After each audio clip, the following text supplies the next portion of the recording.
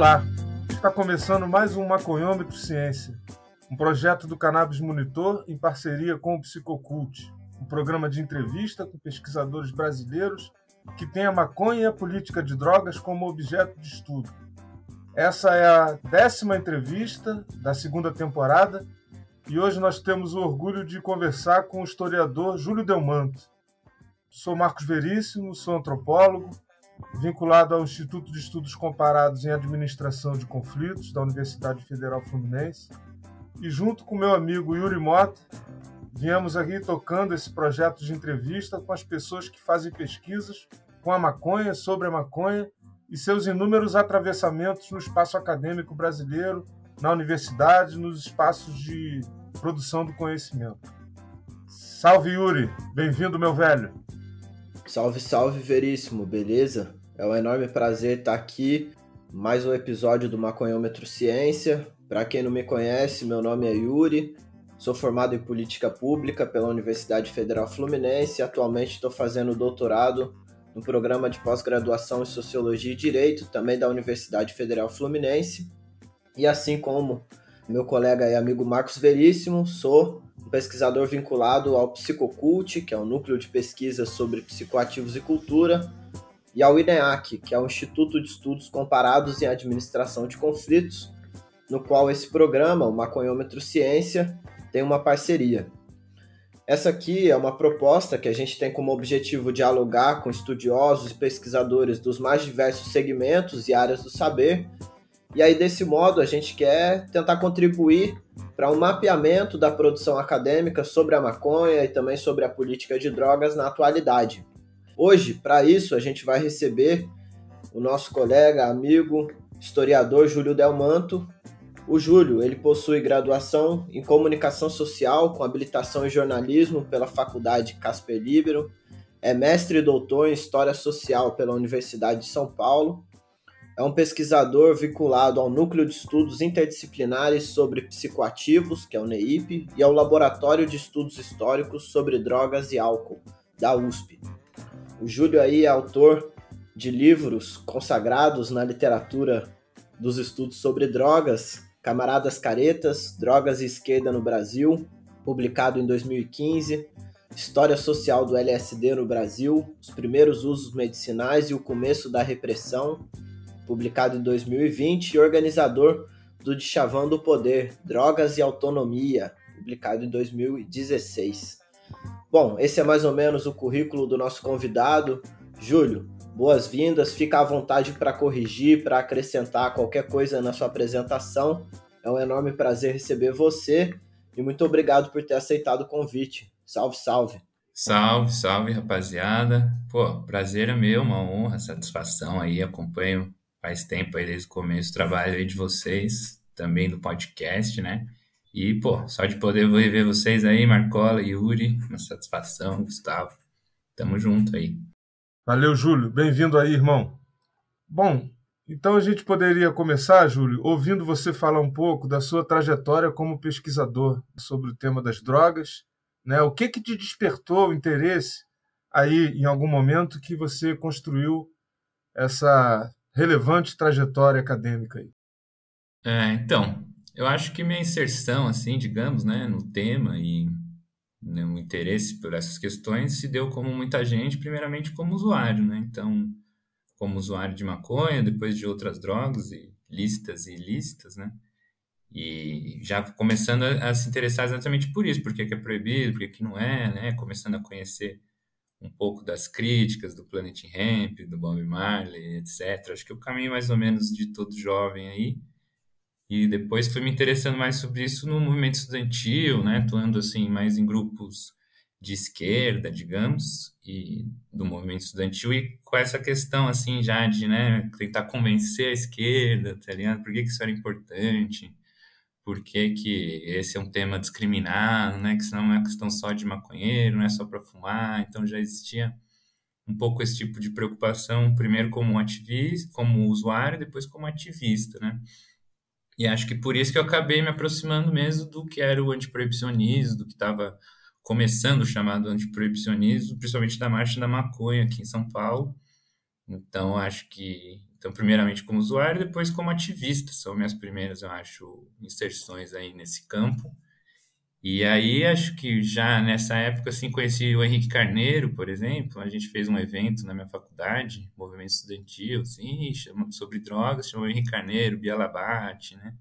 E aí conheci o NEP, fui descobrindo essa rapaziada, esse pessoal, ou seja, a gente achava assim, né, nossa, uma coisa que ninguém tá falando sobre isso e tal, mas na verdade tava, né, poucas pessoas, mas tinha já muita gente boa se articulando, pensando, escrevendo livros e tal, então fui conhecendo isso, principalmente eu acho o trabalho do Henrique uma grande inspiração, assim, por ser mais, assim, a pessoa mais identificada mesmo com a esquerda, que eu me identificava bastante nessa época, assim, e então, isso, e acho que meus primeiros interesses foram mais por essa lógica, assim, da política de drogas mesmo, a relação com a política externa, imperialismo, plano Colombo, essas coisas, assim, brisava bastante nisso.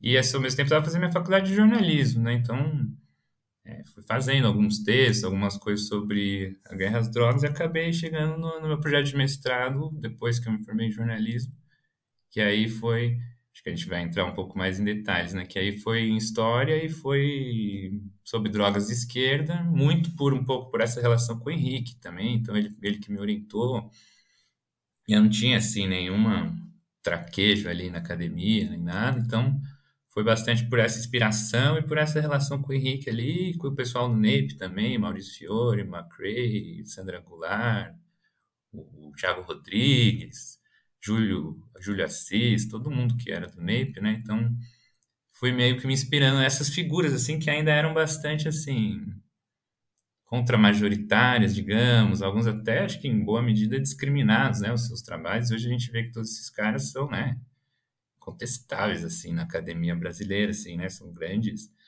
e muitos deles com contribuições que não só sobre drogas, né, e tal. Então, acho que foi assim, naquela época ainda acho que era um tema um pouco mais assim, né? Vamos mostrar a importância desse tema e vamos, né, mostrar para as pessoas. Acho que mudou muito de lá para cá, né? Ainda bem, infelizmente. E se abriu todo um campo e descobrindo pessoas outras que já estavam pesquisando também, né? Então acho que foi mais ou menos por aí o meu começo. Não sei se era muito essa pergunta, assim, mas. Massa demais, Júlio, valeu. E eu acho que a gente está falando justamente sobre a consolidação de um campo de pesquisa, né? E aí, explorando isso que você trouxe, eu queria te perguntar, para situar mesmo o nosso ouvinte, como é constituído esse campo acadêmico, especificamente da história das drogas, né?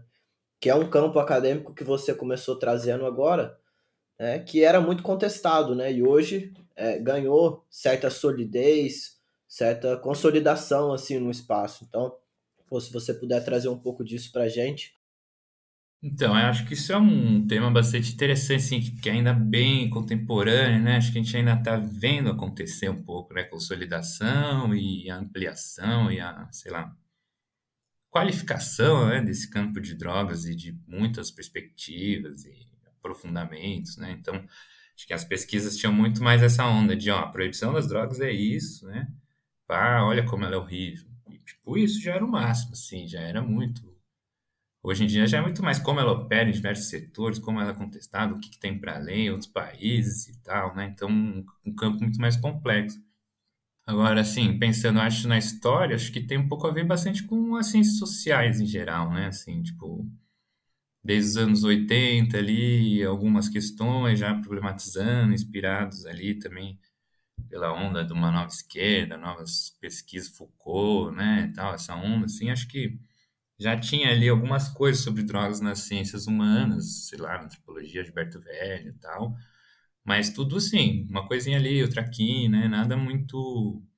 Eu acho que na história, assim, realmente o Henrique Carneiro é um grande precursor mesmo, já com seu mestrado, doutorado, umas questões já assim.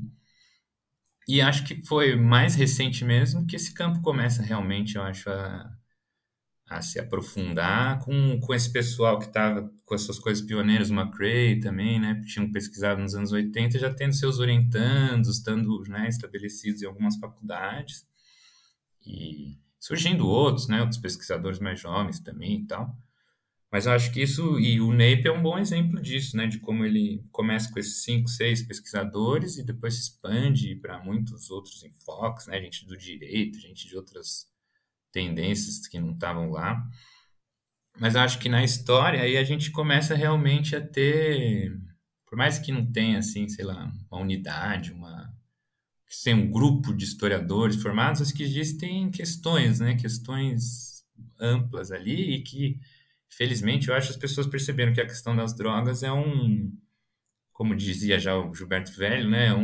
É um importante meio para se estudar a sociedade, para você entender a sociedade. Eu acho que isso na história, com certeza, também, né? E como o próprio Henrique demonstra, como a história do Brasil está completamente conectada com a história de comércio de substâncias, depois com repressão de substâncias psicoativas e tal, e que mesmo outras pessoas que não são do campo das drogas, historiadores, apontam isso, sei lá, o Alen Castro, mostrando como o Atlântico Sul e a venda de cachaça, de tabaco, como isso era fundamental para o escravismo, para a produção e para a própria compra de pessoas escravizadas. Então, ou seja, você não precisa nem estar estudando só drogas, que você vai passar por isso também se você é um historiador, por exemplo, da história do Brasil, né?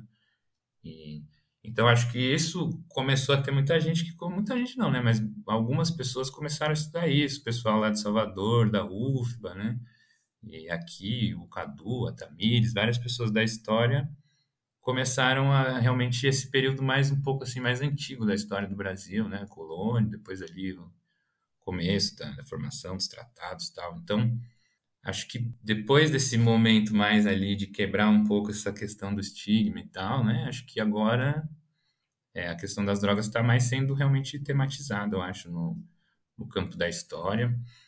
E também acho que já mais assim, a partir do entendimento realmente de que a questão não é especificamente sobre essas substâncias, né? Sim sobre os usos que se fazem dela.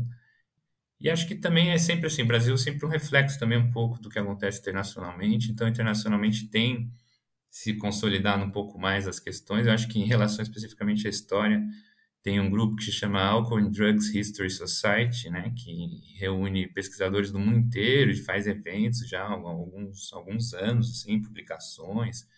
Então, nesses momentos você vê realmente que, assim, é um, esse mesmo fenômeno que aconteceu no Brasil aconteceu também em outros lugares, e de alguma forma o Brasil se inspirou nisso também, né?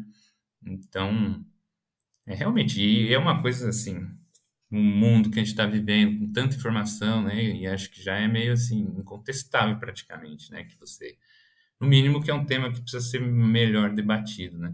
Então, eu acho que como você falou mesmo, é uma questão da consolidação no campo que acho que a gente ainda está vivendo, mas que a gente já viu, né, nos últimos 10 anos, assim, e que hoje em dia é muito mais possível você ter um projeto de pesquisa, conseguir passar no mestrado, no doutorado com um tema que envolva drogas do que era 10 anos atrás, ou muito mais ainda conseguir uma bolsa e tal. Acho que hoje em dia já não é não e pronto já, né? Então, Valeu, Júlio. Então, dito isso, né, você fez aí uma breve explanação do campo, né? Eu sugiro que a gente siga explorando um pouco as suas contribuições acadêmicas, aquelas que, enfim, da sua tese e da sua dissertação, né? Para o ouvinte que não sabe, o Júlio é autor dos livros Camaradas Caretas, Drogas e Esquerda no Brasil, pela editora Alameda, lançado no ano de 2015, e História Social do LSD no Brasil, os primeiros usos medicinais e o começo da repressão, que saiu pela editora Elefante no ano de 2020. Então, Júlio, a ideia é explorar um pouco aí os achados dessas suas contribuições acadêmicas. beleza. Então, o meu mestrado, já desde que eu entrei, meu projeto era esse, sim, era basicamente entender um pouco e mais ou menos aquilo que eu falei antes, né? Acho que essas primeiras pesquisas e a minha inserção, digamos, como pesquisador, tinha um pouco dessa coisa ativista mesmo de, assim, denunciar algo, né? De isso. Então, tinha um pouco a questão da denúncia, digamos, do proibicionismo, né? Demonstrar como ele funciona e como ele é uma questão socialmente relevante e nociva, né? Sei lá. E acho que tinha essa mesma intenção em relação às organizações de esquerda, que eu atuava, que eu tinha proximidade e tal. Então, de ver a galera falando, né, de encarceramento, de racismo, de tal, várias coisas, de capitalismo, opressão, e não ligando para essa questão que para a gente era tão óbvia, né? Que eu acho que hoje pra muito mais gente é. Então, mais ou menos me movia a isso, um pouco assim, de, sei lá, de estudar isso, tem isso, e inspirado muito na trajetória um pouco do Henrique, que viveu mais isso nos anos 80, 90, de ser um antiproibicionista nesse terreno hostil, digamos, da esquerda, assim, né? Então, o Henrique acabou sendo até uma fonte também do trabalho e tal. Então, aí minha pesquisa de mestrado acabou sendo isso. O título é Camaradas Caretas, eu acho que já explica um pouco, né, da linha ali, partia a partir dos anos 60 até mais ou menos os anos 2000, assim. E meio que tentando mostrar, assim, quais eram as compreensões e um pouco algum debate de história também, né, alguma partir de entrevistas, de um pouco, assim, de discutir um pouco da metodologia, uma coisa que eu fui, acho que, consolidar, entender melhor mesmo como pesquisador no doutorado, né, onde aí sim eu discuti realmente um pouco mais questões metodológicas e tal. E então o mestrado é mais ou menos isso, eu acho que. E eu acho que as questões assim que me interessavam bastante eram, por exemplo, sei lá, justificativas, né, dessas posturas da esquerda, de onde que vinha um pouco isso, né? Então acho que eu acabei vendo como isso vinha muito da questão de uma certa disciplina militante, né, dos partidos, das organizações de esquerda, de uma certa também verticalização, né, dessas organizações e, e de também influências religiosas, né, de grupos de teologia da libertação e de grupos e tal, mas como realmente acho que a documentação ali que eu apresento demonstra isso, que até realmente anos 2000 e tal, né, 2010 assim, a esquerda em geral tinha uma posição predominantemente proibicionista também, né? E que eu acho que de lá para cá, e já enquanto eu estava no mestrado, isso foi mudando, felizmente. E acho que hoje, se você vê nos grupos, né, acho que levando em consideração assim o meu ponto de vista, quem é de esquerda, quem se diz de esquerda, né? Então, é, hoje em dia, vendo quem se diz de esquerda, é bem menos predominante esse tipo de posição do que era naquela época, né? Então, acho que acaba sendo também um documento assim dessa transição e tal, e que acho que tem muito a ver, eu tematizo de leve ali no trabalho, mas tem muito a ver com a marcha da maconha, com o antiproibicionismo e com os movimentos mesmo, de como isso, felizmente, se espalhou aí pela sociedade, né? E aí já no meu mestrado, ao pesquisar principalmente anos 60, 70, as organizações ali da época, principalmente da luta armada, né? Então acho que essa questão da luta armada tem muito a ver com o que eu estava falando do sacrifício da disciplina e desses ideais, né, militares, digamos, que era uma forma predominante ali nas organizações de esquerda, isso influencia muito as relações com as liberdades individuais, com o prazer e tal, né? Mas ao analisar um pouco esses grupos, digamos que meio que naquela época havia uma certa, assim, bifurcação entre você ser de esquerda, que seria mais ou menos ser comunista e provavelmente de alguma organização armada, revolucionária, ou você ser o chamado desbundado, né? Você ser o hippie, a galera da contracultura, mais próximo das artes ou da vida em comunidade. E essa galera, sim, com um discurso e uma prática muito mais próximas do que o antiproibicionismo hoje e tal.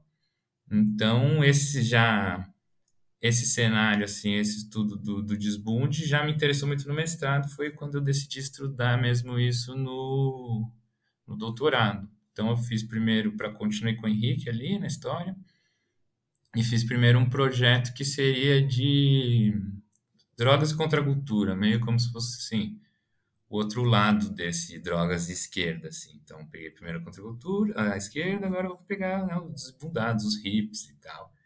E que eu já vi que tinha bastante coisa quando fui pesquisando, e bem mais legal do que ficar pesquisando os documentos lá da esquerda, tudo igual, chato pra cacete. Então tava meio nessa onda também, mas tentando assim, evoluir um pouco também nessa parte metodológica. Então fazer uma coisa mais da microhistória mesmo, que eu já tinha mais ou menos esboçado, mas sem tanta consistência assim. Então realmente ir por essa tendência da microhistória de como as tendências não, como as trajetórias individuais, né, das pessoas ou de determinados eventos, e tal, como isso pode ajudar a entender coisas mais amplas, coisas sociais, né, mas de uma época. E eu acho que nesse caso, sim, de como as drogas e a contracultura ajudam a entender uma série de outras coisas, a ditadura no Brasil, né, uma série de coisas. Mas aí, durante a pesquisa, eu acabei encontrando um processo judicial, um caso, né, que seria o primeiro processo por LSD. Seria, não era, né? O primeiro processo por tráfico e posse de LSD no Brasil, que é de 1970, janeiro ali que começa. E eu achei referências a esse processo, esse caso, coisas na imprensa aqui, e depois acabei achando o próprio processo. Então, estava lá no arquivo do tribunal, um monte de páginas e tal. Então, essa foi uma fonte, pô, muito foda, assim, que eu acabei meio mudando um pouco o meu projeto, focando mais no LSD e principalmente nesse processo judicial, assim, porque era muito rico, tinha coisa na imprensa, tinha livros sobre isso, tinha pessoas ainda vivas que eu podia entrevistar, tinha muita coisa só sobre isso, acabou. Aí, num momento, eu decidi, não, é só sobre o processo, mas aí depois também fui vendo mais coisas sobre o LSD do que eu conhecia, do que eu achei que eu acharia. Então, ficou um pouco mais amplo do que esse restrito só ao processo, que acabou é a fonte principal, assim, né? Mas aí tem um pouco de, como diz o subtítulo ali, um pouco do estudo dos usos medicinais do LSD no Brasil, que é a via, né, pela qual o LSD chega antes da proibição, da contracultura, antes de tudo, nos anos 50, 60 ali.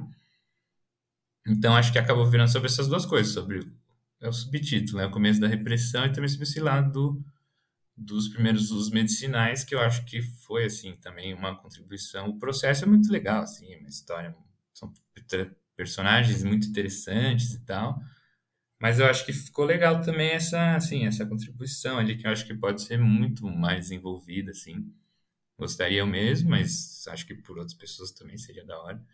Disso, de entender realmente como foi essa chegada medicinal, né, no Brasil, em outros, talvez até em outros países, e quais eram, né? Porque acabei pegando alguns casos de alguns médicos ou algumas menções de alguns pacientes, pessoas que tomaram contato com o LSD por essa via, assim. Só que, com certeza, são casos. Depois mesmo que saiu o livro, pessoas vieram me falar, sabe? A mãe de alguém, do pai, não sei quem. Ah, nossa, conhecia não sei quem, tinha não sei quem. Então, tem muito mais casos do que eu tive contato, que com certeza que as pessoas conhecem também, né? Acho que é um campo aí para ser mais desenvolvido, mas que ficou um registro ali já, uma primeira. E eu acho que, assim, por essas fontes deu mais ou menos já para poder dizer, assim, realmente chegou pela via medicinal LSD no Brasil, sabe? Tem esses casos, não são todos os casos, mas dá para dizer. Tem tem fontes, tem documentos, tem depoimentos. E então acho que ficou sendo assim esses dois lados. E o processo em si, como eu disse, eu acho que realmente mostrou isso um pouco da microhistória de que é possível com a análise desse tipo de fonte, né, você discutir uma série de outras questões da história do Brasil daquela época, então da ditadura, da polícia, da tortura, da mídia, né, apoiando isso, reproduzindo esse tipo de discurso, da justiça legitimando total tortura e tal, sei lá, várias questões, né, da chegada das drogas, da influência, da contracultura, do que era, de como, mesmo naquela época, tinha muito já da influência internacional dos Estados Unidos, por mais que fosse em outro ritmo, mas tinha, né? É uma questão já toda transnacional, que hoje em dia se fala, né, e tal, na história transnacional já é, tipo, um material muito forte ali da contracultura também. Então, por um lado, entender isso, né, essas questões da história, e por outro, isso, de como isso te ajuda a pensar a própria metodologia da história, né?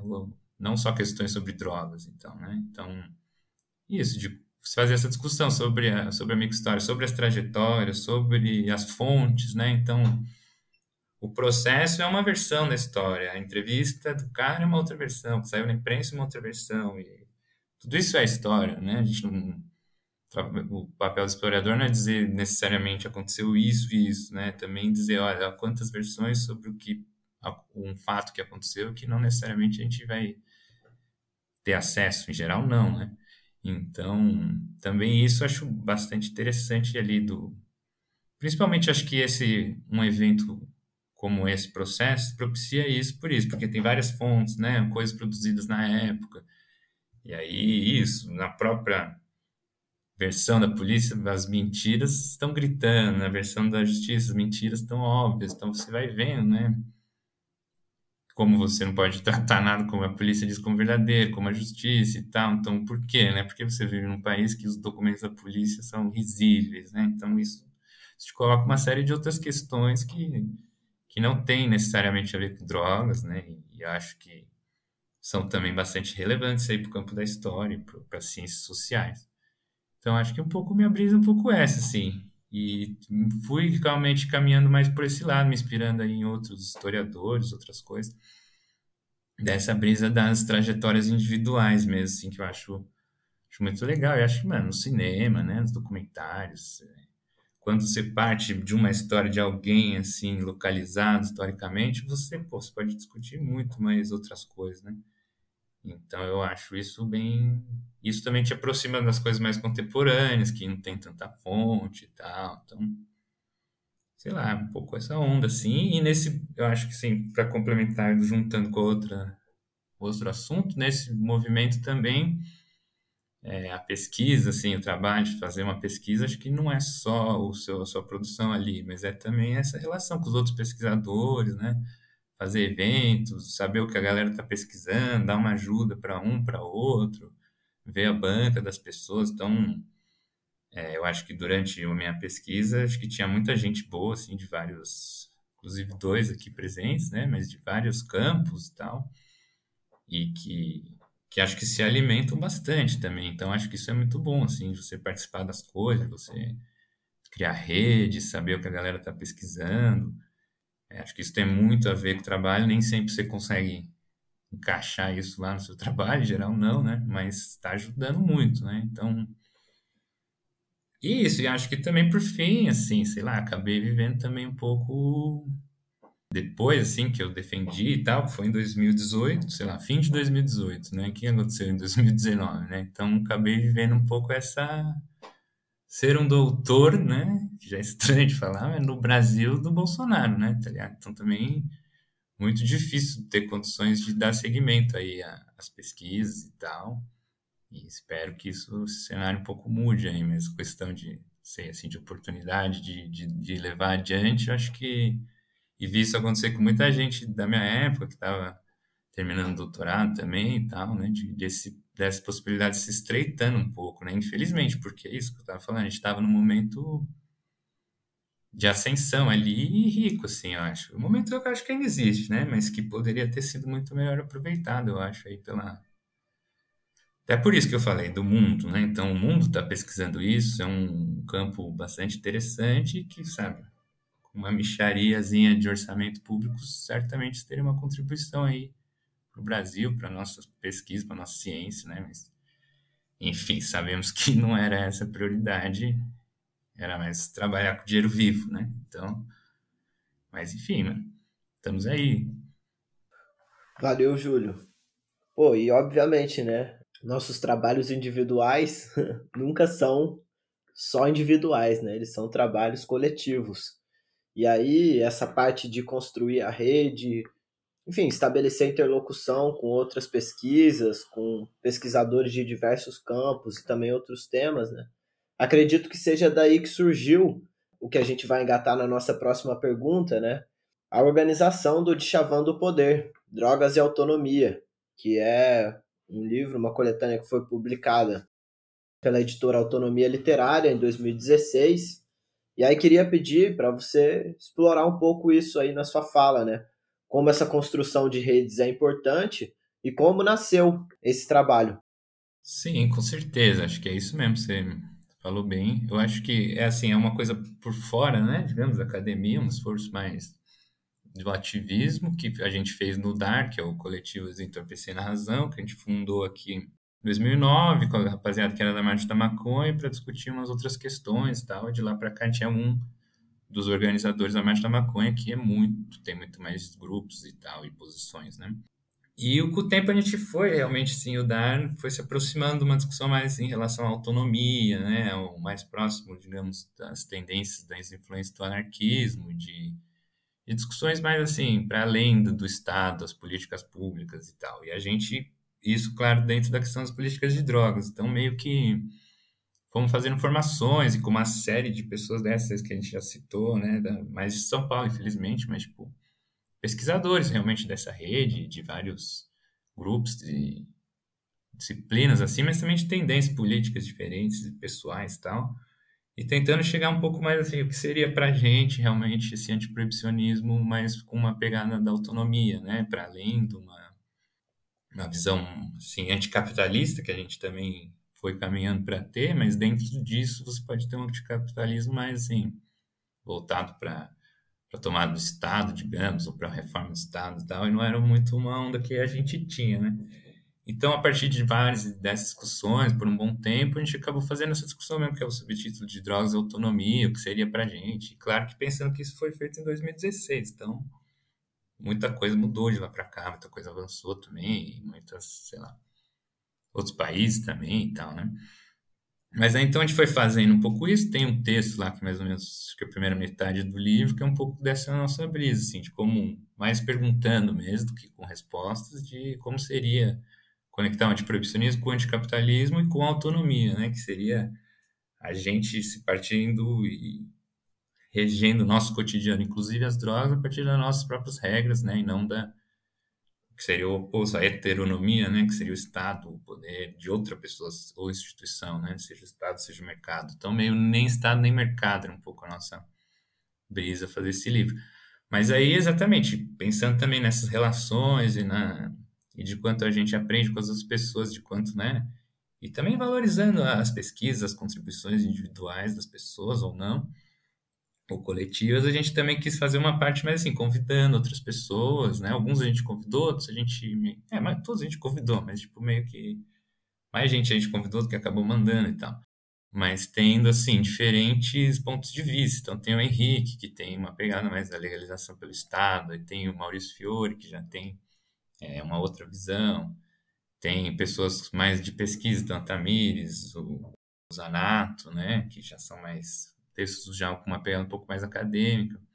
E tem a Ilana, e tem aí também tem um texto que eu acho muito, muito da hora, assim, que eu acho uma grande, assim, honra e ter feito rolar esse texto, que é do Paulo Arantes, e que ele, lá da filosofia da USP, que é um cara, assim, que seria bem o camarada careta, assim, mas que é um cara muito foda, né, que é um cara, apesar de ser, assim, um pesquisador super roots da velha guarda, que ele está muito atualizado, muito, assim, saca o que está acontecendo hoje em dia, ajudando a pensar e tal, e ao mesmo tempo tem toda essa bagagem marxista, foda, não sei o quê, né, e ele se dispôs a escrever, a pensar sobre isso, dialogar, e ele mesmo colocando essa posição de careta, mas de como repensou isso também e tal. Então, acho que sim, acho que é um documento realmente das discussões que se faziam um pouco naquela época.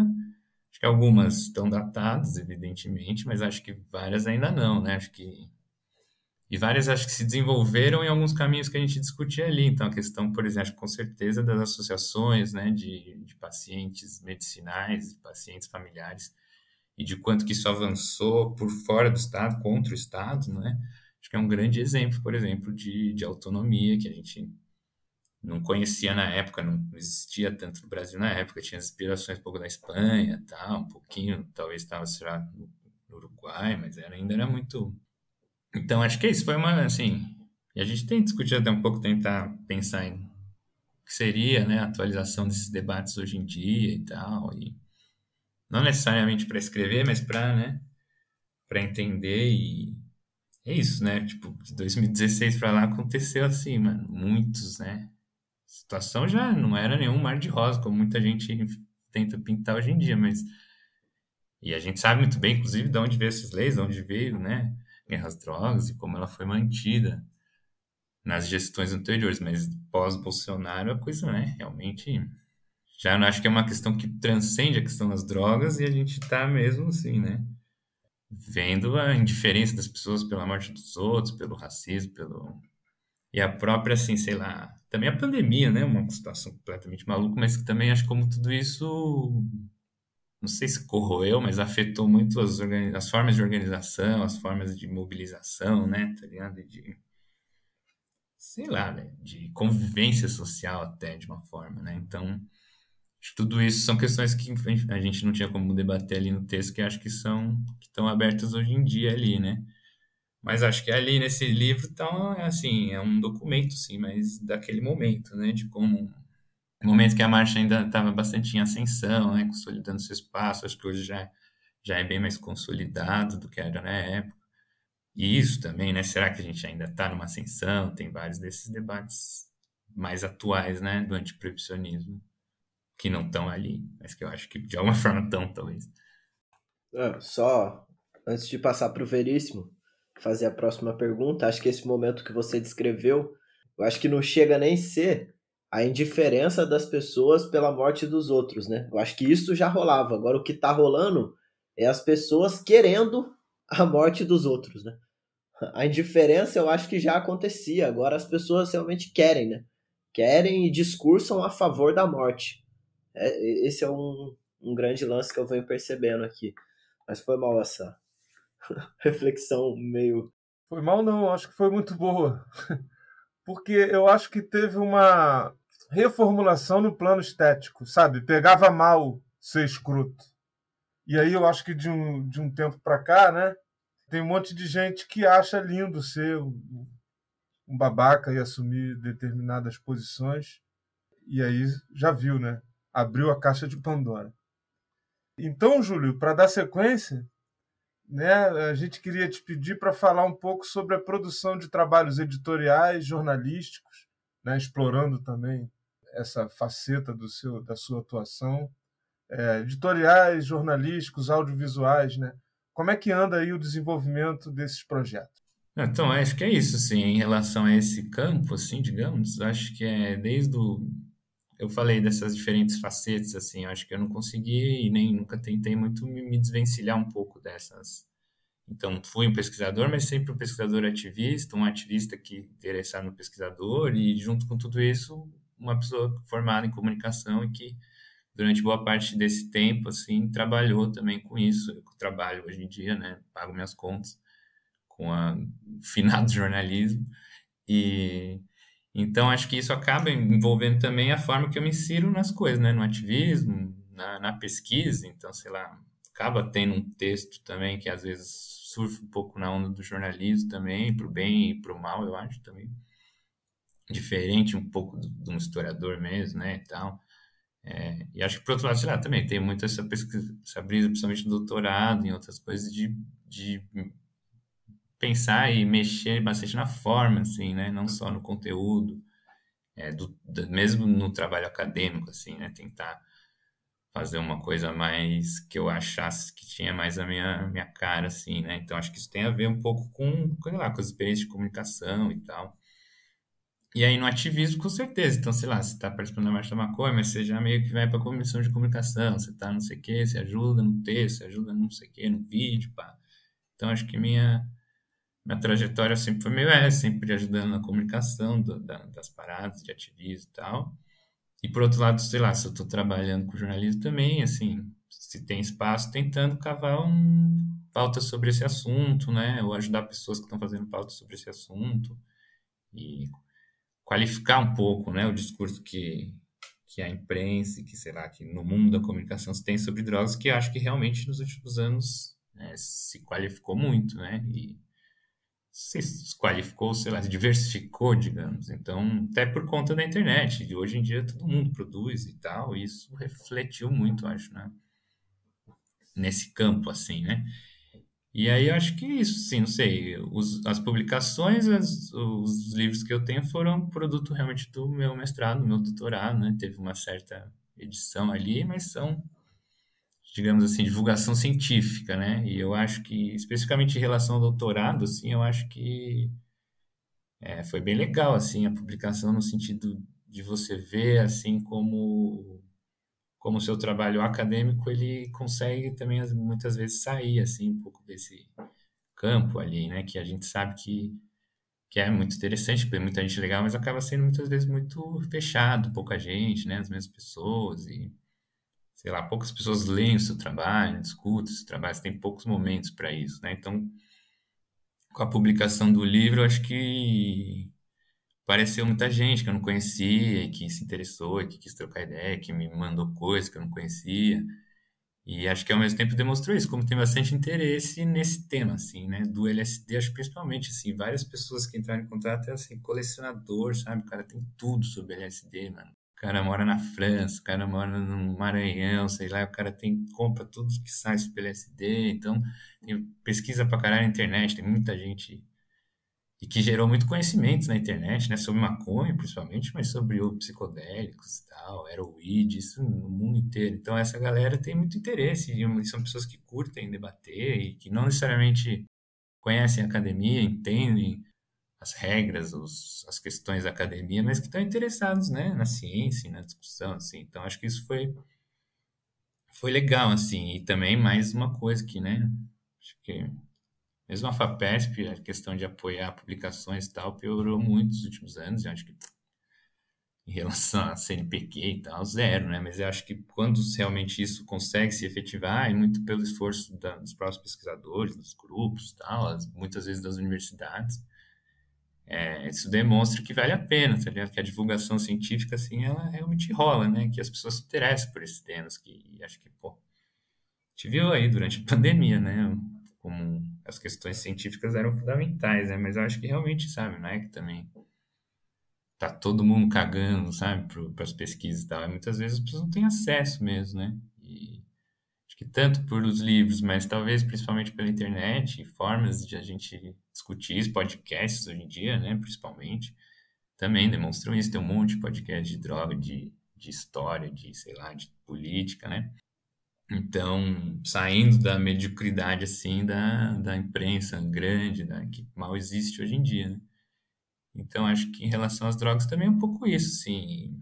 Do meu ponto da minha inserção pessoal, um pouco isso, sim. Atualmente não tenho feito algum trabalho de comunicação especificamente sobre isso. De vez em quando faço freelas, tradução, então também traduzi um livro que vai sair também pela Elefante, que é sobre chama Foucault na Califórnia, que é sobre a primeira experiência de LSD do Foucault nos anos 70, lá no Death Valley, na Califórnia. Então é uma brisa, tem bastante a brisa das drogas, mas também uma onda bem acadêmica, assim, debate umas paradas, e buscar clássicos, sei lá, é um livro bem louco, assim.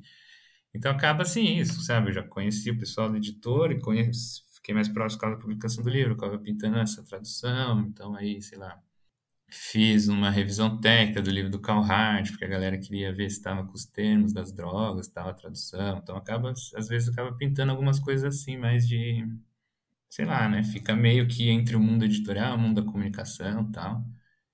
E que, pô, sinceramente são um alívio aí na minha vida cotidiana aí de proletário home office da informação.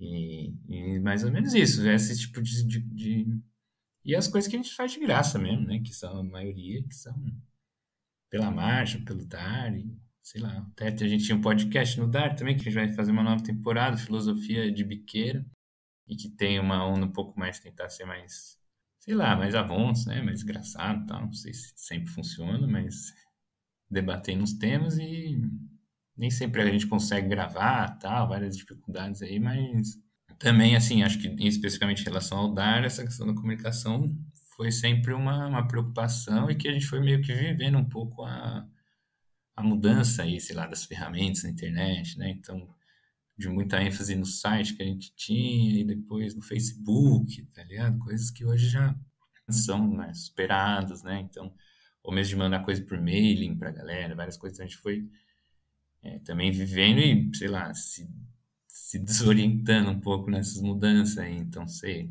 Instagram já não é um lugar que a gente tem tanta presença, a gente tenta mais aí pelo podcast, atualmente é mais o nosso meio de se conectar à sociedade, mas a marcha perpassa um pouco por isso também, e é isso que é louco também, porque aí você vai aprendendo essas coisas, né? Então, na marcha desse ano, por exemplo, tinha um pessoal que entrou e que manjava muito dessas paradas de Instagram e de sei lá, né, essas novas linguagens e principalmente a Drica, por exemplo, salve aí se ela estiver escutando. Acho que quem é do mundo aí conhece a Drica, comunicadora aí, muito boa.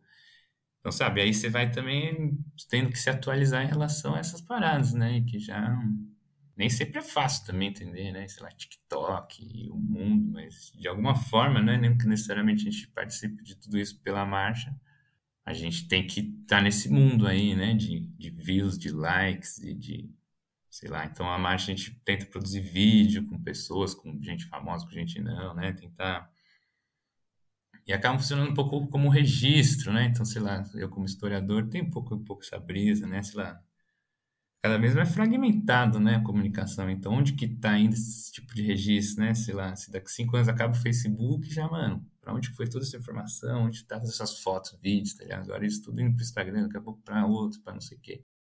É muito louco, né? Mas ao mesmo tempo todo mundo produzindo suas fontes, seus registros, sei lá, né? Imagina quem for estudar isso daqui 100 anos, boa sorte, né?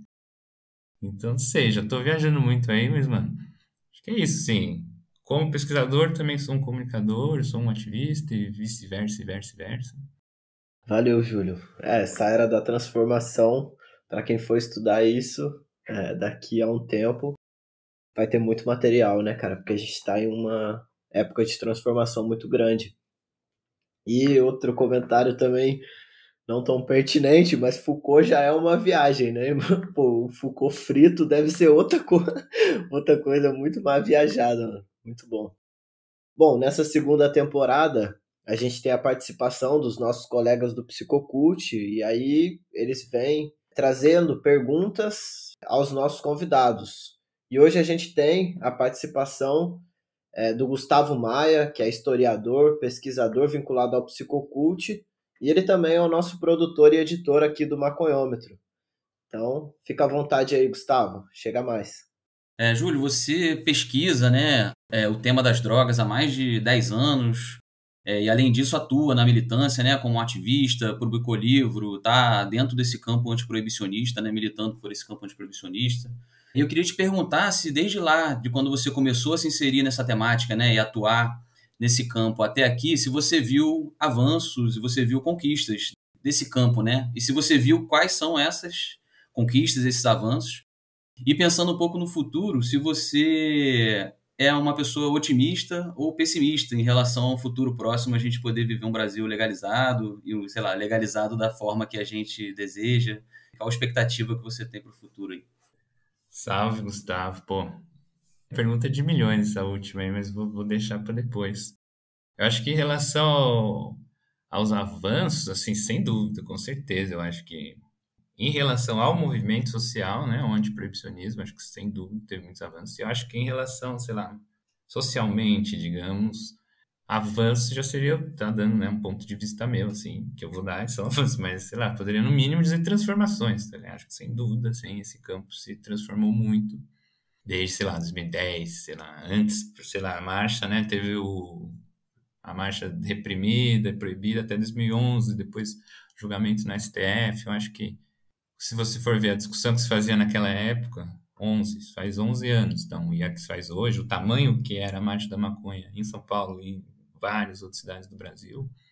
Por exemplo, assim, uma coisa que eu sempre penso, sei lá, você vai num lugar, sei lá, tem um show, tem não sei o quê, qualquer lugar de espaço de jovens que você tiver em São Paulo, no Rio, nas grandes cidades, se você perguntar, 100% das pessoas sabem o que é a Marcha da Maconha, tá ligado? Eu garanto, assim, se perguntar. Pode ser que não tenham ido, mas sabem, entendeu?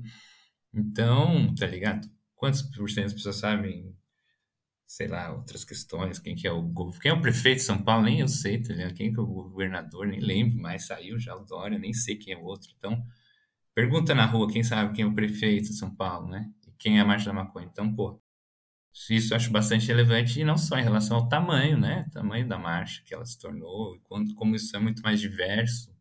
Então, a marcha era um movimento estudantil, predominantemente branco, predominantemente heterossexual, masculino, né?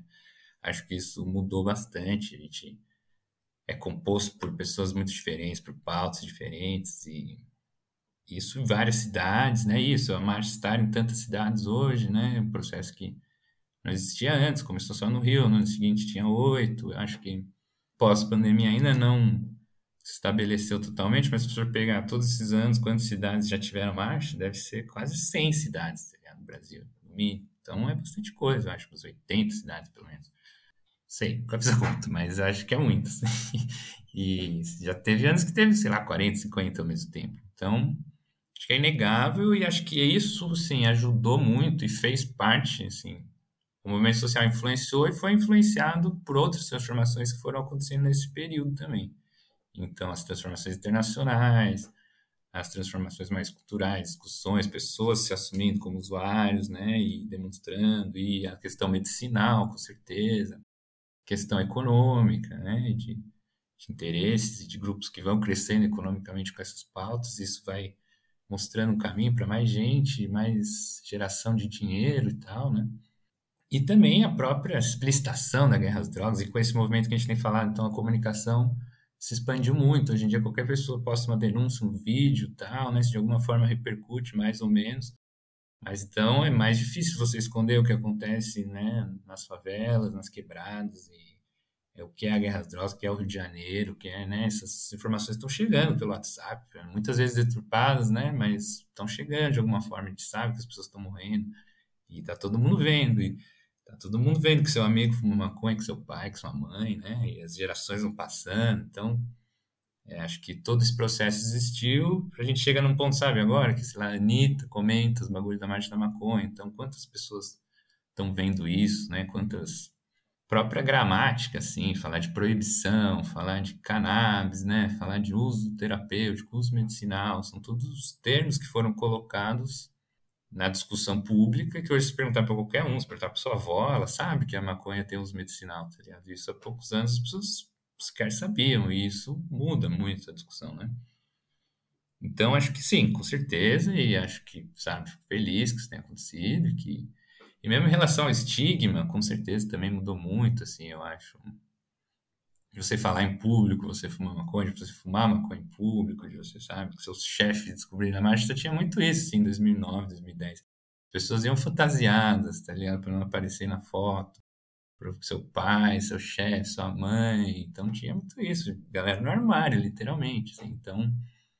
E era um pouco, realmente, sei lá, uns temores e tal, mas de fato existiam consequências práticas, né? Gente que perdia o emprego, gente que... Isso acontecia de fato, tá ligado? Então, isso não existe mais, todo mundo sai fumando. E mesmo de fumar na marcha, isso não existia, né? A gente recomendava, não porte substâncias ilícitas, tá ligado?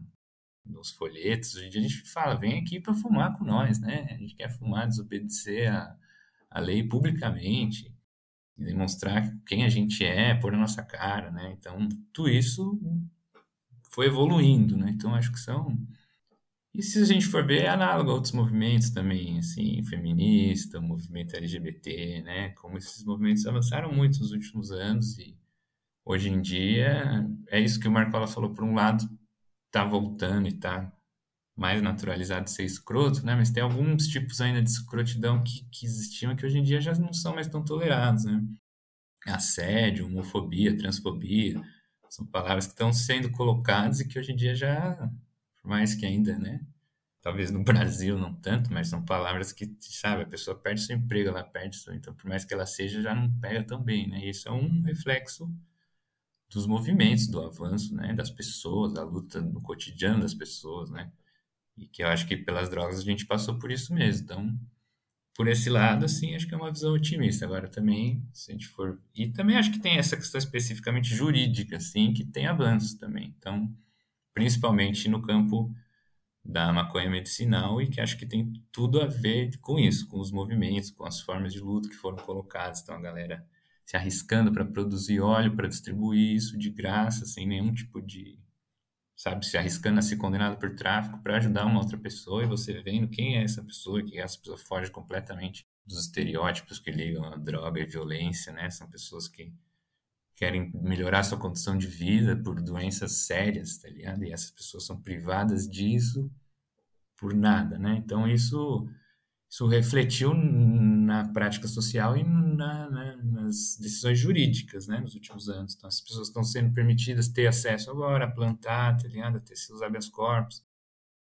Isso vai caminhar para um avanço, para que as pessoas possam cada vez mais se organizar e terem seus cultivos e tal, e que isso seja realmente uma prática mais difundida socialmente, mais naturalizada. Acho que é o uso medicinal, né?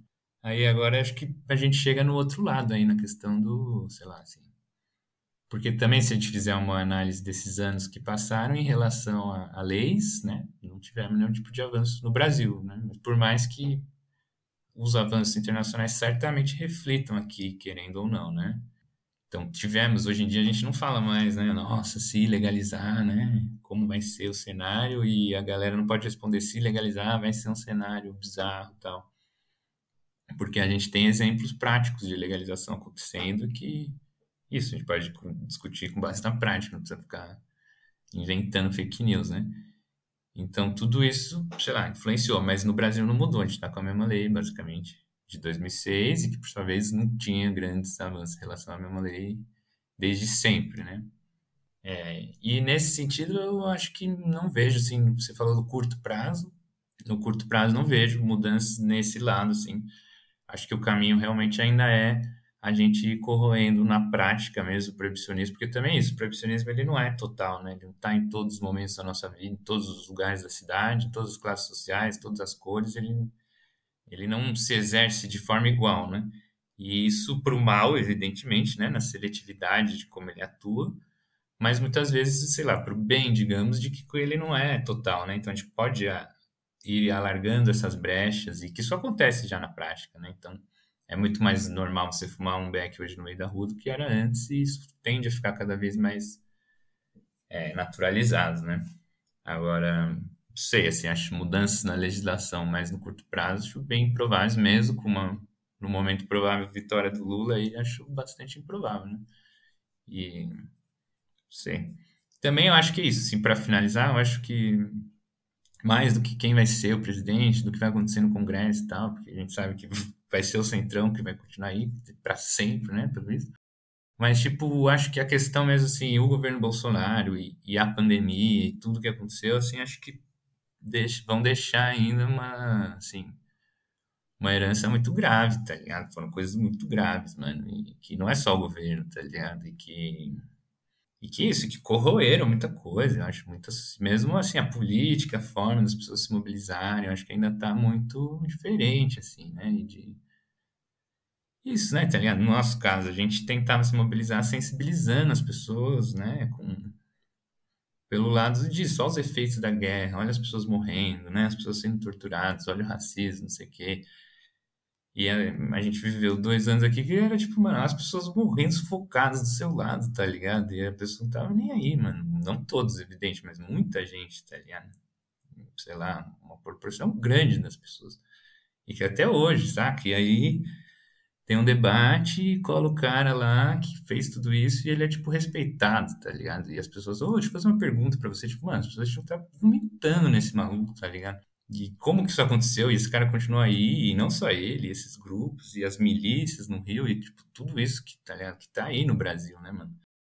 Como que a gente se mobiliza, no caso do Rio de Janeiro, por exemplo, desculpe a falta de lugar de fala, mas numa cidade que sabe, que é fatiada pelas milícias, pela polícia, pelo tráfico, pelo não sei o quê, tá ligado? Como a prática política normal, né, que a gente está acostumado, como funciona num lugar desses, é muito diferente, né, tá ligado? E esse é o Brasil, mano. Então, realmente não sei, assim, realmente não sei. Acho que a gente ainda vai viver, assim, um período que já era embaçado, que vai continuar, assim, e vai sempre ser essa fita aí no âmbito institucional. Ah, demorou, mas então você quer que volte o Bolsonaro, tá ligado? Você fala, não, então, tá ligado? Então quem vier aí pode fazer o que quiser, tá ligado? O cara nunca vai ter um motivo para um impeachment pior do que o do Bolsonaro, por exemplo. Então, sabe, a política eu acho que tá bem degradada, assim, mano. Então, por esse caminho, acho que vai ser difícil. Aí acho que a nossa missão é realmente reinventar aí, tá ligado? Reinventar a política, nossas mobilizações, porque também acho que não vai ser com as formas de antes, com as ideias de antes que a gente vai avançar mais, né? Mas também não é que eu saiba alguma das respostas novas, né? Mas acho que é isso. A gente vai ter que criar e espero que a gente consiga fazer isso no ambiente, tá ligado? Que pelo menos a gente não fique o dia inteiro, todo dia pensando num filho da puta, tá ligado? Que a gente seja definido pela agenda de gente horrível, tá ligado? Que a gente consiga pelo menos sair um pouco dessa situação, acho que já vai ser um alívio. E aí vamos isso, contar com a criatividade, sei lá, né? Que as pessoas consigam sair um pouco esse ambiente assim mórbido, literalmente, que a gente passou, né, e passa um pouco ainda. Valeu, Júlio. A gente sabe que você já falou um pouco sobre isso, né, mas é uma coisa que os ouvintes sempre procuram saber, né? Quais seriam assim os desafios de pesquisar sobre o tema das drogas, né, na universidade, na academia, dentro do campo da história, né? E, se possível, aí, né, como encarar Certo, tais acho que é legal essa desafios? pergunta, hein? Acho que, bom, primeiro, acho que ainda existe uma certa dificuldade de você, por exemplo, estou falando mais para pós-graduação, assim, né? Sei lá, você encontrar alguém para te orientar, alguém que se interesse pelo tema, assim, que tope, né? Pelo menos, que não tem uma visão já pré-concebida ou proibicionista, sei lá. Acho que isso é um primeiro desafio, assim, que eu acho que melhorou bastante. Então, já é considerado um tema e tal, mas ainda acho que você vai encontrar alguma resistência, né? E tal. Mas além disso, assim, acho que a questão agora é isso, assim, é você ver, né? Tipo, acho que existem muitas questões, então é um terreno fértil, assim, eu acho. Então, acho que se você tá, se é nosso ouvinte, alguém está interessado em pesquisar, assim, acho que o caminho é realmente você ver as diferentes intersecções que tem o tema, tá ligado? Das questões das drogas com as questões históricas, né? Seja de método, seja da história do Brasil, né? Então, por exemplo, a questão, né, do racismo, do sistema escravista, está muito conectado com a questão do proibicionismo brasileiro, né? Então, só por aí você tem um mundo de formas de se estudar isso. E existem uma série de outras, né, entradas, e se for estudar saúde mental, se for estudar a conformação da psiquiatria, se for, né, estudar a medicalização, tudo isso são questões que têm muito a ver com a história do Brasil, e com muita coisa que já foi produzido sobre isso na história que você pode, né, mexer e lidar. E eu acho que talvez uma outra dificuldade grande na história seria realmente porque são questões às vezes muito contemporâneas, né? Então, muitas vezes tem dificuldade de encontrar fonte e tal. Então, eu lembro que uma época antes de eu pesquisar o LSD, eu conversei bastante com o Henrique sobre pesquisar crack, por exemplo. Estava com essa brisa, assim, cheguei a tentar usar a lei de acesso à informação para descobrir as primeiras apreensões, mandei, pá, tentei mexer em algumas fontes e fui vendo mais ou menos isso, sabe? Que era uma coisa muito recente que tinha, mas por isso uma dificuldade alguma, assim, não uma impossibilidade, mas uma certa dificuldade de fontes, né? Então aí teria que ir para um lado mais oral ou mais fonte só da imprensa, né? Então, às vezes são algumas questões que se for estudar isso, for estudar, sei lá, manicômios ou não sei o quê, talvez você vai ter que ter alguma dificuldade com as fontes, mas isso também não deixa de ser um material, né, de pesquisa mesmo. Então, no caso da drogas de esquerda, a ausência de documentos em determinadas organizações, a falta de fontes, sei lá, né? PT, pouquíssimas menções a drogas em tal momento. Isso também é um documento, né? A ausência de fontes é um sinal de uma questão que você pode analisar também, né? Então, acho que no campo da história é isso, e tem muita pesquisa que mestrado, doutorado e campos aí que eu acho que dá para ir, para aprofundar. Fontes também, arquivos e tal. E Valeu, Júlio. As nossas últimas perguntas, elas sempre podem parecer redundantes, né? Mas a gente gosta de fazer elas justamente para poder explorar e tentar compilar um pouco de tudo que a gente conversou, né? Então, eu queria perguntar para você, e isso você já falou bastante ao longo da nossa conversa, mas queria te perguntar um pouco sobre as suas referências nessa temática e área do conhecimento. Então, a gente deixa você à vontade para falar isso tanto dentro da academia, mas como em áreas correlatas, sua vida pessoal, influências artísticas, musicais, jornalísticas, enfim, sua vida pessoal. porra, essa é legal essa pergunta, hein, mano? Pena que eu acho que eu vou responder com certeza e depois eu vou ficar lembrando várias, tá ligado? Ah, não, mano. Então, eu não sei, vou tentar aqui, assim. Me desculpe minhas referências se eu for injusto com alguém. Mas acho que é isso. Uma que eu falei, pô, é isso, assim, uma das minhas principais, com certeza, é o Henrique, sim. Henrique Carneiro, professor da USP. Autor aí de vários livros, vocês podem pesquisar, coisa no NEP. Tem um livro recente dele pela editora Autonomia Literária. E que, mano, é muito bom o livro e é uma referência, acho que assim, como pesquisador, como ativista também, porque foi um dos precursores, tá ligado? Como professor, então. E pelo seu trabalho dele mesmo, que, como eu falei, assim, foi uma das primeiras coisas que eu li em relação à história e relacionando com drogas e tal.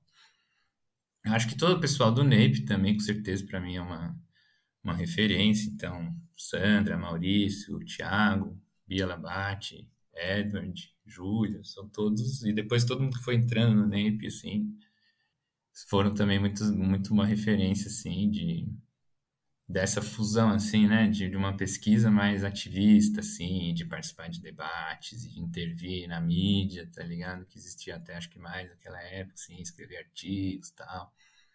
E são, pô, pessoas muito legais também. E aí acho que depois disso, assim, acho que, como eu já comentei antes também, assim, fui tendo contato com, mano, várias pessoas que se tornaram referências e amizades, tudo misturado, né? E, assim, eu acho que eu destacaria, assim, mais, assim, pro meu trampo, assim, de história, que eu acabei conhecendo mais pessoas da antropologia, assim, que eu achei que foi... Depois eu acabei até fazendo umas disciplinas e tal, e foram coisas que eu fui conhecendo, mais com contato com as pessoas, com o Maurício, com a Bia e com a Sandra, mas depois aí com o rapaziada, Fred, Marcola, Yuri e tal, e foram... Você vai vendo, né, quem que a galera vai citando, e quem que não sei o que, você vai entendendo um pouco esse campo que tem muito a ver com a história também, né, e com a forma de tratar algumas situações, mas tal, assim, né, então... e aí fui conhecendo, sei lá, o Gilberto Velho, né, uma rapaziada um pouco da antropologia que também que eu acho que ajudam muito, né. E para além, assim, acho que para além da academia, eu acho que também é isso, nossos interesses, as nossas coisas que a gente quer ler, né, as nossas posições dentro da academia tem muito a ver com a nossa vida fora, com quem a gente gosta, admira, não faz a gente pensar, né? Então aí acho que com certeza Planet Hemp, Bob Marley, Racionais, né, Sabotagem, os grandes intelectuais aí da música, acho que ajudaram bastante a pensar sobre isso, aí ter essa um pouco essa forma de contestação, né, mais, sei lá, escrachada e mais voltada para você sair do armário e tal. E acho que, assim, sempre gostei bastante dessa galera, assim, da contracultura, dos hippies e do, sabe, literatura marginal e, sei lá, os beats, né, e desde que todo mundo começa a ler Kerouac, essa galera, mas aí depois conhecendo também o que rolou no Brasil e sei lá, Roberto Piva e tal. Então, esse tipo de... E que tem nos países latino-americanos, que tem... Isso é uma inspiração e acho que, sei lá, uma inspiração de vida muito, sim, o movimento zapatista, os zapatistas, e seja a sua teoria, os intelectuais indígenas zapatistas, seja a sua prática também. Então, fui algumas vezes para lá e, apesar de serem bem proibicionistas, infelizmente, mas eu acho que são uma inspiração muito grande para esse lado da autonomia, né, e de... Claro, tem questões muito específicas de você ser indígena, ter seu território, caralho. Mas também uma série de outras coisas que dá pra gente apoiar, tá ligado? Que já é muito doido que exista e acho que se inspirar também e pensar que nem tudo precisa ser como sempre foi, né? Tá ligado? Então, e também a própria poesia do movimento zapatista e subcomandante Marcos, tá ligado? Acho que isso é uma influência grande também, sei lá, na vida, no ativismo. E não sei o que eu falei, o John Holloway, por exemplo, um pensador que fala muito, tem muito a ver com zapatismo, apesar de ser irlandês, também é um cara que eu gosto muito. Paulo Arantes, que eu citei aí, porra, participei de muitos seminários lá na USP com o Paulo Arantes, cada 15 dias, quarta-feira, e até, sei lá, meia-noite e pouco, você perdia o busão, saía xingando, mas era uma da hora, que o Paulo ia fazer a fala só, mano, por último, tá ligado? Os caras esperando, frio, mano. E era uma da hora. Então, acho que e várias pessoas que passaram por esse seminário, tá ligado? Amigos dele, pesquisadores. Aprendi muito. Acho que 90% não entendi, né? Mas o que eu entendi de que eu lá, aprendi pra caralho. Acho que também são uma referência, assim, esse tipo de pesquisadores, sabe? Paulo, Henrique, a galera que tentou, Gabriel Feltran, essa rapaziada, Daniel Irato, né? Essa galera que é pesquisador, mas não é só isso, né? E é muito boa pesquisador também, então também isso aí é uma inspiração. E esses movimentos, tá ligado? Também são uma inspiração, movimentos desse campo aí mais da luta contra o cárcere, né? E de movimentos de familiares, Mães de Maio, tá ligado? Acho que isso pra gente do Dário sempre foi uma amparar que existe, mas principalmente no começo, Mães de Maio. Essas eram coisas que a gente sempre curtiu muito apoiar, assim, tá ligado? E isso, e acabamos se inserindo um pouco nesse campo mais autônomo do movimento social aqui de São Paulo, que tinha MPL, tinha outros grupos que também a gente sempre curtia fazer as coisas juntos, se inspirar e tal. Então acho que, sei lá, minha trajetória pessoal é um pouco isso. E acima de tudo, claro, o grande e principal ídolo Rogério Ceni, né? Claro, estamos seguindo aí seus passos. E esse é o principal, velho. Boa, Júlio. Então, para a gente encaminhar para o final, né? Eu queria te pedir para você pensar aí que dica você daria para aquelas pessoas, né, aqueles estudantes que estivessem começando agora, elaborando seus objetos de pesquisa, né? Que toques, que dicas você dariam para essas pessoas interessadas em produzir conhecimento na área temática dos estudos sobre drogas, política de drogas? Sim, se a pessoa está interessada, acho que vale a pena assim, ela ver para que lado aí ela vai se interessa mais, né? Se ela já tem um interesse mais no campo das ciências sociais, ou se dentro das ciências sociais, da história, da antropologia, não sei o quê. Mas eu acho que, assim, tem coisas que são mais ou menos, né, básicas. Se conhecer, por exemplo, o NEIP, conhecer a produção dessas pessoas. Eu acho que está bem consolidado num livro que chama Drogas e Cultura, do NEIP, né, que tem até em PDF e tal. Então, esse, por exemplo, você vai ver vários artigos de várias pessoas, você já vai ter um panorama um pouco ali, né? Tem outro livro do Edward McCrae e do Joey, né, o Wagner Coutinho, o Fumo de Angola, que também tem uma porrada de artigos e que eu acho que é legal as pessoas começando talvez assim, né? Ver assim um panorama da academia, né? Livros, mais assim artigos, coisas que não sejam tão específicas de algo assim, para você ver para onde você vai, né? E aí, se você se interessar mais por uma coisa, já vivendo quem que essa pessoa cita, quais que as referências internacionais, né? Acho que isso é um caminho interessante. E isso, sim, acho que você tem também bastante material audiovisual, né? Várias coisas para procurar na internet, vários sites. Então, é uma trilha aí que já tem algumas pessoas seguindo, que acho que dá para encontrar. E acho que, sei lá, por exemplo, se você quer tem alguns livros atualmente também que passam um pouco mais assim pelo momento atual, né? Tá ligado? Assim, da renascença psicodélica e tal. Então fazem um panorama legal também. Tem o livro do Marcelo Leite, o livro até do Pollock, como que é o primeiro nome? Michael Pollock, né? Como que é o nome dele?